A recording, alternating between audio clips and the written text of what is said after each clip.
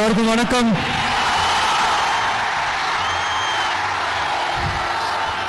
நான் பேசுறது கேக்குதா?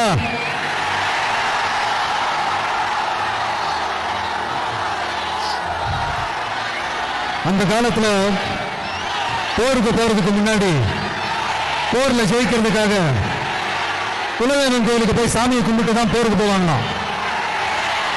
அந்த மாதிரி அடுத்த வருஷம் நடக்க போற ஜனநாயக போருக்கு தயாராகிறதுக்கு முன்னாடி நம்ம மக்களை உங்க எல்லாரையும் பார்த்துட்டு போலான்னு வந்திருக்கிறேன். ஒரு சில மண்ணை தொட்டா ரொம்ப நல்லது, சில நல்ல காரியங்களை இந்த இடத்துல இருந்து தொடங்கினா நல்லதுன்ட்டு இந்த பெரியவங்கெல்லாம் சொல்லி நம்ம கேள்விப்பட்டிருப்போம் இல்லையா? அந்த மாதிரி திருச்சியில தொடங்கின எல்லாமே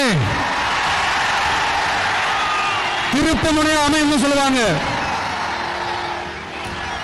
அதுக்கு நிறைய எக்ஸாம்பிள்ஸ் இருக்கு.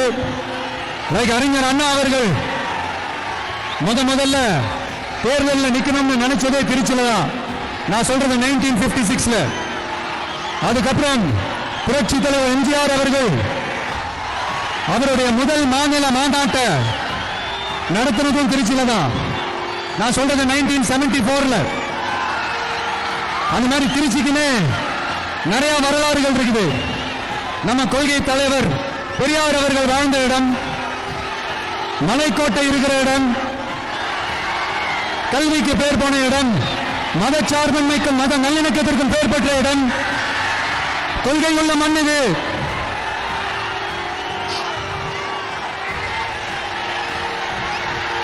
அது மட்டும் இல்ல, இன்னைக்கு உங்க எல்லாரையும் பார்க்கும்போது மனசுக்குள்ள ஒரு பரவசம், ஒரு எமோஷனல்